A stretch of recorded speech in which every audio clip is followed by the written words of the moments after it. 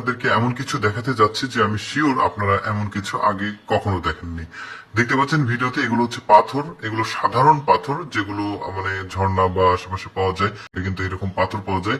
এই পাথরগুলো কিন্তু অনেক দামে বিক্রি হয়, অনেক মূল্যবান। দেখতে পাচ্ছেন এই পাথরগুলো কিন্তু যে মূল্য সেটা কিন্তু আমরা বুঝি না, বাট এই পাথরগুলো কিন্তু বিক্রি হয় অনেক দাম দিয়ে বিক্রি হয়। কথা হচ্ছে যে কেন দাম দিয়ে এই পাথরগুলো বিক্রি হয়, এটা রহস্যই আজকে আমি উন্মোচন করব এবং আপনাদেরকে জানাবো যে এই পাথরগুলো কেন বিক্রি হচ্ছে, এই পাথরগুলো দিয়ে কি হয়। পুরো ভিডিওটি দেখতে থাকুন, আপনাদেরকে দেখাবো। দেখুন বিভিন্ন রকম পাথর আছে। এই পাথরগুলো কিন্তু আমাদের দেশে বিভিন্ন অঞ্চলে পাওয়া যায়। দেখতে পাচ্ছেন বিভিন্ন কালারের পাথর। এই পাথরগুলো একটু বেশি সুন্দর লাগছে, এটার পিছনের কারণটা হচ্ছে এই পাথরগুলো তারা তুলে নিয়ে এসে একটু কালার গ্রেডিং করেছে, অর্থাৎ একটু ধুয়ে মুছে ওয়াশ করে সেগুলো নিয়ে এসে বিক্রি করছে। আমি যখন সিলেটে দেখি এই পাথরগুলো যেটা হয় সেটা হচ্ছে বিভিন্ন রকম অর্নামেন্ট তৈরি হয়। অনেক দামি দামি যে অর্নামেন্ট গুলো, এগুলো কিন্তু এই পাথরগুলো দিয়ে তৈরি হয়। বিভিন্ন রকম কালারের অর্নামেন্ট দেখা যাচ্ছে।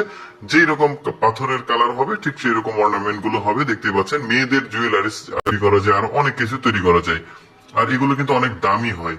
আর কিভাবে যে এই জুয়েলারিস গুলো তৈরি, দেখতে পাচ্ছেন এই যে পাথরগুলো কি সুন্দর লাগছে দেখতে। পাথরের এই যে অর্নামেন্ট গুলো, জুয়েলারিস গুলো খুবই সুন্দর লাগছে। এই জুয়েলারিস গুলো কিন্তু অনেক দামে বিক্রি হয়। বিভিন্ন রকম জুয়েলারিস দেখুন, আপনাদেরকে ধীরে ধীরে সবগুলোই দেখাবো।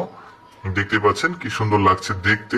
আমরা অর্নামেন্ট গুলো দেখি, আসলে জুয়েলারিস গুলো দেখি যে আসলে কি কি ধরনের জুয়েলারিস আসলে এই পাথরগুলো থেকে তৈরি করা হয়। মূলত বিভিন্ন কালারের পাথর রয়েছে, এর মধ্যে সাদা যে পাথরটা, সেই পাথরটার প্রাইসটা একটু বেশি খুব সম্ভব। পরের যেগুলো রয়েছে এই নীল কালারের গুলো, কত রকমের জুয়েলারিস তৈরি করেছে দেখতে পাচ্ছেন। আসলে আমরা বাজার থেকে যেই আমি এই দোকানে গিয়েছিলাম, তারা সাধারণত এই জিনিসগুলো বিক্রি করে, এই অর্নামেন্ট গুলো পাথরের।